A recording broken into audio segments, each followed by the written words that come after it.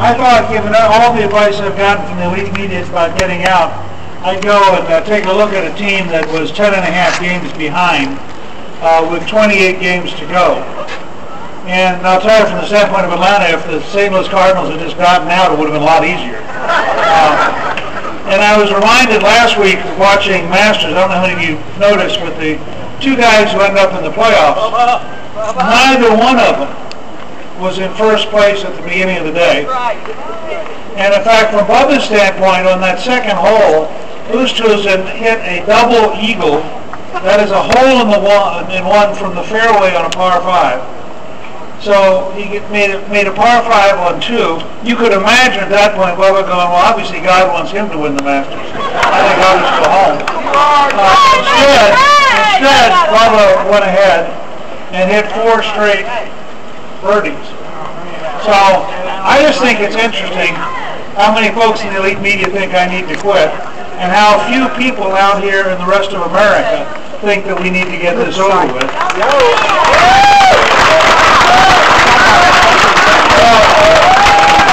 want you to know I am the last conservative standing, and I am still standing, and I am running hard.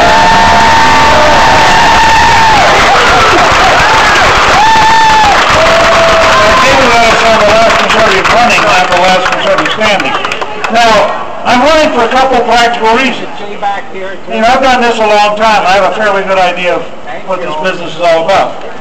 The first reason I'm in this is because I believe this is the most important election of our lifetime. And I believe defeating Barack Obama is a national imperative. And I believe I would be far and away the most effective person debating Barack Obama.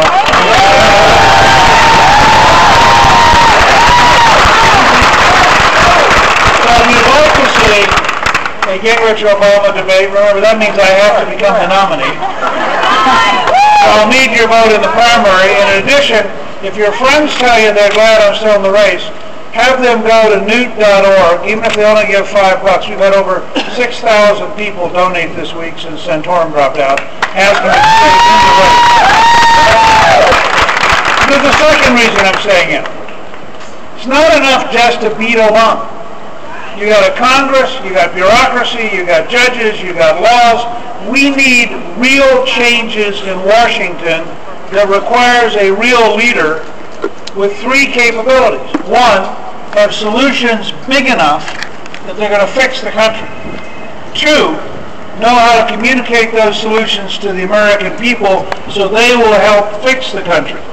And 3, know how to work Washington so we can get it done. I think I am the only person in this race with a track record of actually helping turn Washington around. I've done it twice. Once as a very junior member with Ronald Reagan, we created 16 million new jobs. We brought the price of gasoline down dramatically, and we defeated the Soviet Empire. It's a pretty good decade's work.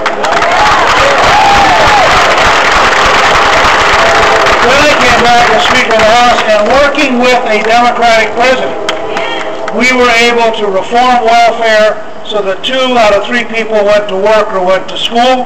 We were able to have the first tax cut in 16 years with the largest capital gains tax cut in history, and we were able to balance the federal budget for 4 consecutive years.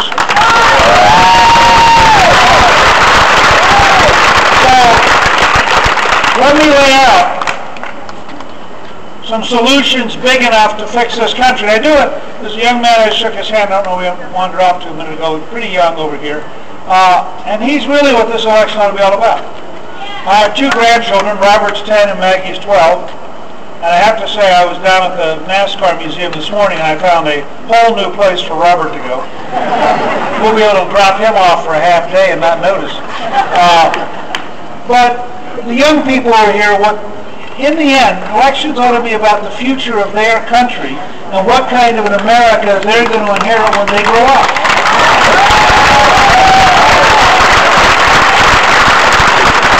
So let me give you some big solutions. First, we need an American energy independence plan So no future president ever again bows to a Saudi king.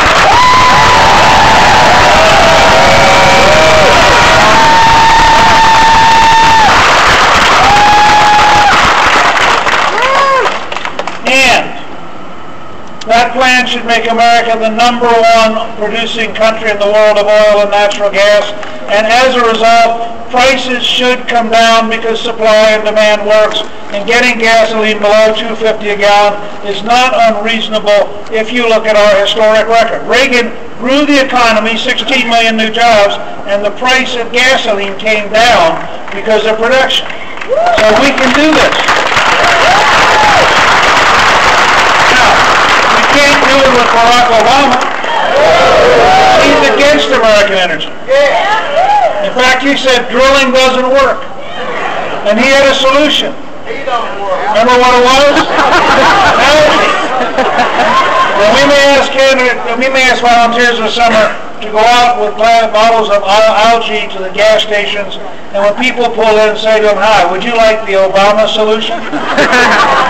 Or would you like the Gingrich solution, which is to drill now and to produce more oil and gas and to bring down the price?"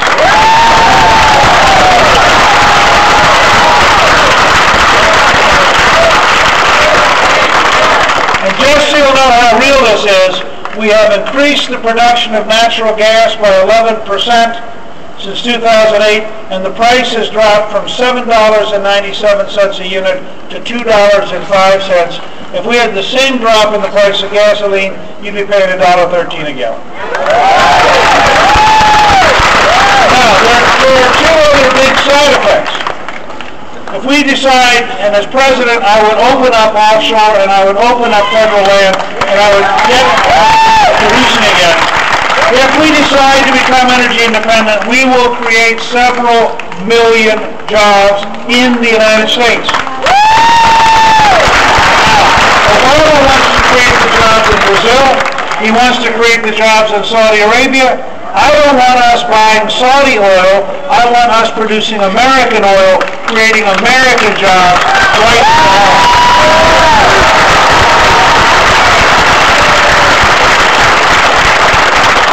Now we know that works because in North Dakota, where they had great breakthroughs, we're at 3.5% unemployment.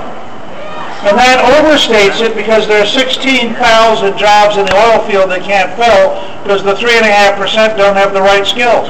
Which is why I want to modify unemployment compensation so in the future you sign up for a training program at the same time you get your unemployment, so you're actually learning something before you get a job.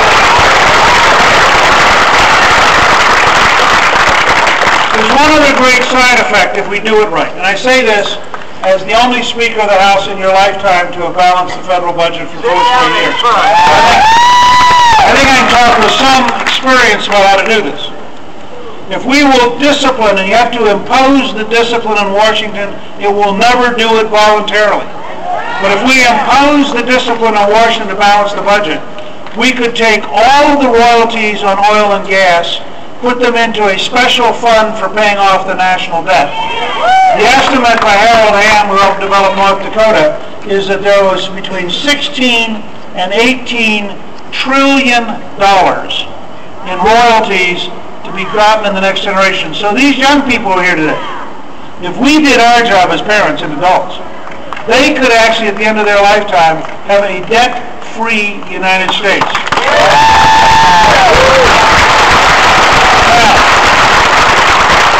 That'll save them an immense amount of money paying interest in the debt. Under the Obama model, the young people who are here in their lifetime will pay enough taxes for interest in the debt to buy a $300,000 house. And yet they will have nothing for it because all the money was spent by politicians before they grew up. We owe it to them to pay the debt off, save them all the interest. And that means with an American energy plan, nobody bows to a Saudi king and nobody worries about Chinese bondholders because we don't need the Saudis and we can pay off the Chinese, and we are once again a completely independent country.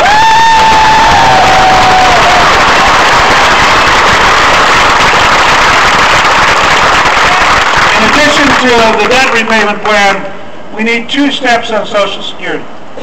For people who are already on Social Security, we need to take it off budget so it is never again touched by a politician. That trust fund should be there for you, and you should not be fighting for somebody like Barack Obama. And then for the young people who are here, we should give them the opportunity to have a personal Social Security savings account where when they go to work, they put their share of the tax into their savings account. This is not a theory. In Chile, they've done it since 1980. In Galveston, Texas, and 2 other counties, they've been doing it since 1980. If we had in 1983, the last time we tried to fix Social Security, which was a typical Washington fix, it was pain on taxpayers and pain on recipients. They cut what you got, and they took more out of your wallet. It was exactly backwards. Instead of making life better, they made it more expensive. If instead of that, they had gone to the Galveston Chilean model, we would today have $16 trillion in the savings accounts. That's how big the buildup is. So I believe that these young folks deserve the right to build up their own savings, which means, first of all, if anything ever happens to them, it's their money. It doesn't go to the government. It goes to their family as an estate for their family. It means second, you get a much bigger economy because you now have all this savings being invested. In Chile today, 72% of the economy is the size of their savings. It's so big, they now allow Chileans to invest outside the country because they don't have enough opportunities in a country that size for that much money. Now, wouldn't it be great to have so much savings that you had actually taken up all the opportunities to invest? Finally, when you have that scale, it turns out you reduce the inequality of wealth by 50% because every single American becomes a saver and an investor. And we don't have to make this mandatory. We can say, look, if you want to stay in the current system, fine. The actuary for Social Security has said between 95 and 97% of all young people would voluntarily take the new program because they get between 2 and 3 times the return they get out of the current system. In Chile, they have a commitment. If you drop below the minimum, they pay the difference. In 32 years, they have paid 0 because no one has ever dropped below the minimum, because the savings are so massive when you do it the right way. So that can be a dramatic help. I also think there's some other big breakthroughs we could have. One of the areas I talk about, and this is part of why I'm staying in the race, because I don't know if any other political figures ever talked about this. We need to fundamentally reorganize the National Institutes of Health to have a major project on brain research. And let me explain why. How many of you know somebody or some family dealing with autism? All right. How many of you know a family dealing with Alzheimer's? How about a family dealing with Parkinson's? How about a family that might have a mental health issue of one kind or another, whether it's depression, bipolar, you name it? How about we now see increasingly in sports, in auto wrecks, and in war overseas, traumatic brain injuries. And there's a whole new zone emerging of dealing with folks who've had concussions. All of these things come together in the brain. And the brain is an enormous opportunity. I know this doesn't sound like your normal politician. Well, I keep trying to tell the news media, I'm not your normal politician. I think it's actually useful to bring knowledge to bear on problems. Now, let me tell you the public policy reason. Public policy reasons cost. I spent 3 years co-chairing an Alzheimer's task force with former Democratic Senator Bob Kerrey. Alzheimer's alone, between now and 2050, is a $20 trillion expense. Now, the entire national debt's under $16 trillion. So that's how big this is. And all of you know it's personal. You know that autism affects somebody for their whole lifetime and affects their family for their whole lifetime. You know that Alzheimer's takes years and affects everybody in the family. An Alzheimer's caregiver is twice as likely to have a health problem as somebody who's not involved in caregiving. So we're talking about better lives, longer lives, greater independent living, and less expense. And so developing a brain research project to me is something which is a different approach to conservatism that says, why don't we be smart? Why don't we solve the problem? And my model is simple. A few of you are old enough, you'll remember when we actually had iron lungs because polio was actually a real threat. We don't have a better iron lung bureaucracy today. We have no iron lung bureaucracy today because polio vaccine ended the problem. Well, experts tell us that if we simply postpone Alzheimer's by 5 years, don't cure it, just postpone it by 5 years, it's worth $6 to $8 trillion. Now, I think that having an intelligent public-private partnership, reforming the Food and Drug Administration, so the new role of a 21st century FDA is to be in the laboratory, understanding the science, and accelerate getting it to the patient. Don't block it. Don't make it take longer. Get it to the patient as soon as possible, because you're going to save lives and you're going to save money by bringing science to bear as fast as we can. So it's an area where we can both together. Move this to a balanced budget. It improves the quality of life. It keeps people busy at work who otherwise would be sick. And this is a very, very important zone for us. We also talk briefly about job creation. I worked with Reagan, we created 16 million new jobs. I worked with Clinton, we created 11 million new jobs. We were at 4.2% unemployment when I left the speakership. We did exactly the opposite of Barack Obama. This is a guy, I wish you understand this, he's going to run for re-election this fall with the worst unemployment record of any president since the Great Depression. Now, he's managed to combine huge deficits, terrible unemployment, and rising gas prices simultaneously. This is not easy. This requires a Chicago machine politician dedicated to Saul Alinsky's radicalism, doing things that make no sense.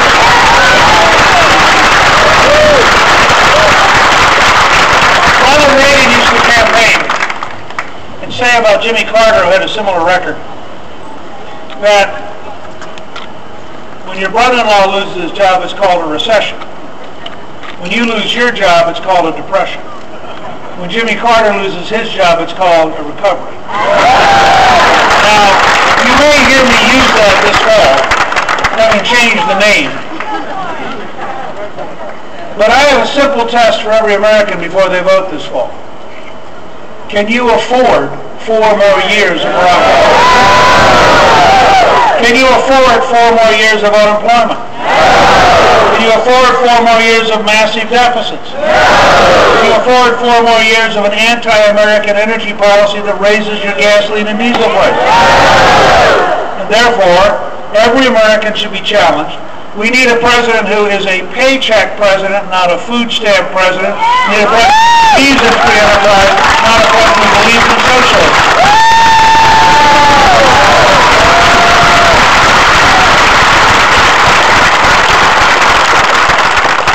Let me also say, I believe we need to dramatically modernize the federal government. I'm just going to give you one example. How many of you have ever had your credit card company call you to make sure you were the person using the card? Okay, so this is not a theory, right? We have expert systems so powerful that in virtually real time, they can check to see whether or not that makes sense and is really you. They then verify that you're using your own card and it hasn't been stolen. American Express pays 0.03 of 1% to crooks. Now, that's because they have this expert system. Medicare and Medicaid are run by bureaucrats based on paper who go home at 5. And they're competing with crooks who have an iPad and who stay after 5. So American Express pays 0.03 of 1% to crooks. New York State Medicaid, according to the New York Times, pays over 10% to crooks. That means you are 330 times, 33,000% more likely to have your money go to a crook in government than an American Express. Now that's the cost of obsolete government. This is not some small thing. It turns out just in Medicaid and Medicare, it's between $60 billion and $110 billion a year. Every year. It's $1 trillion in a decade. So one of the things I want to do is replace the 130-year-old civil service system with a modern management system that says to the federal bureaucracy, this is what your job is, this is how we're going to measure your job, and if you're going to keep your job, this is what you're going to get done. And I want to modernize the whole system. Now, just in not paying crooks in Medicare and Medicaid, we'll save somewhere between $500 billion and $1 trillion over the next decade. Well, let me give you an example of that people have been bombarding me with, and that's the Veterans Administration. Our veterans deserve the most modern, the most effective, the most serious possible treatment. And it needs to be seamless. It needs to start while they're still in service. It needs to start to help them make the transition. It needs to be personalized, electronic, and effective. And it needs to be convenient.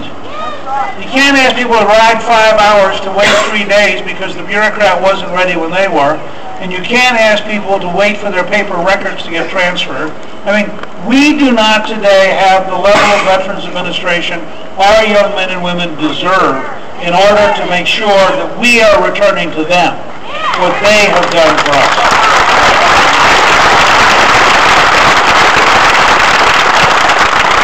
And while I'm talking about our young men and women, let me just talk for a minute about national security. First of all, as the Commander-in-Chief, I will never apologize to radicals who are killing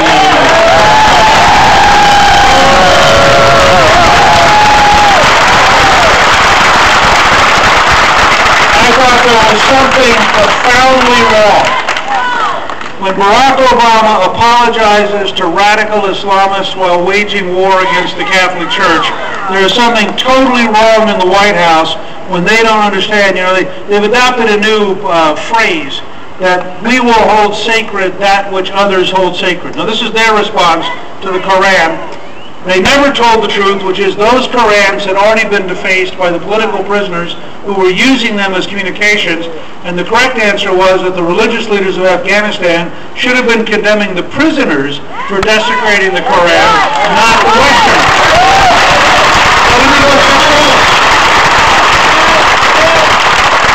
Here's my challenge to the President. You want to have a policy that we're going to hold sacred that which others hold sacred? Fine. Let's start with putting crosses back up.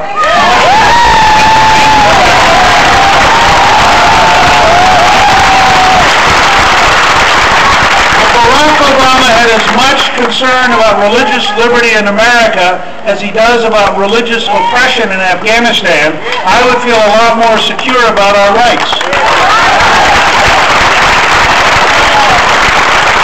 And I think the time has come for us to look the world in the face and say, we are going to stand up for American Constitution, the American Declaration of Independence, American values, and frankly, if that makes the UN uncomfortable, they're just going to have to learn to live with it because we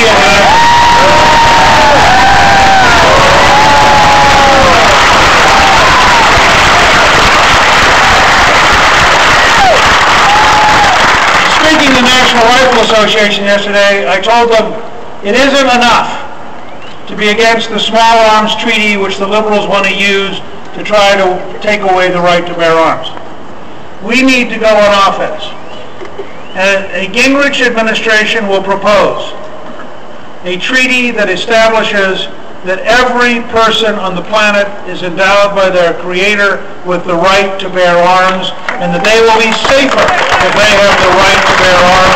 And we will argue on a positive basis that the time has come for us to explain to the world why we have a Constitution and why we have a Declaration of Independence. And frankly, if you read it carefully, the Second Amendment does not say the Constitution gives you the right to bear arms. It says the right to bear arms shall not be infringed on. Because the Founding Fathers believed you already had that right and it came from the Creator. Because think about it. The Declaration says, we hold these truths to be self-evident, that all men are created equal, and that they are endowed by their Creator. Notice, by the way, it doesn't say Americans. Everyone is endowed by their Creator. It's a universal grant.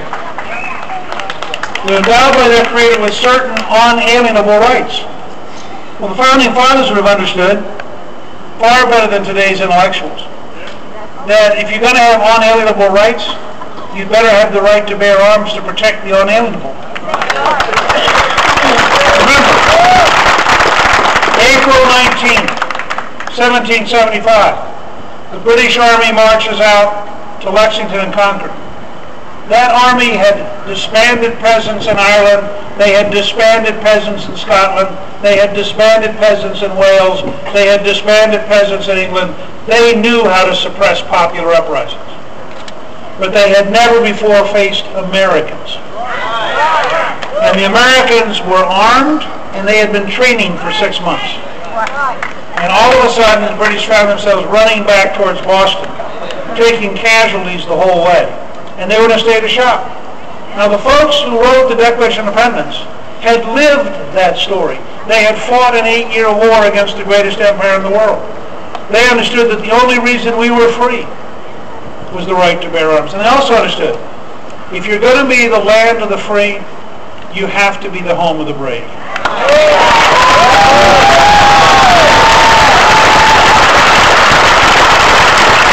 Now, let me be clear. I'm the underdog. I recognize it. And I recognize that Governor Romney can raise millions in Wall Street and I can't. So there are 3 things I need your help with. First, I need your vote, because that'll help. Second, if you're on Facebook, I hope you'll put something on your homepage.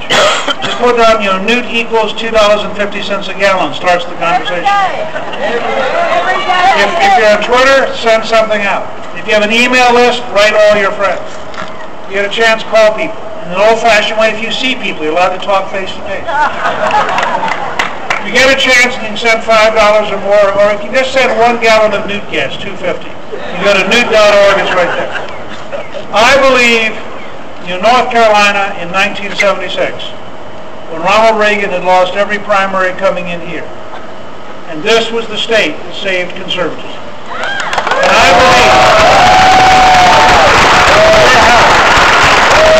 we can once again be the place that saves conservatism. And I have to say, my daughter Kathy Lubbers, who many of you know, who ran the State Street coffee shop, she asked me to say to all of you that she and her husband Paul, who was the head coach of tennis at UNCG, they are thrilled at a crowd this size, and they are delighted, and that they wanted me to say hello to many friends they have here. I really am grateful for your support. I'm grateful you came out today. Together we can get this done. Thank you.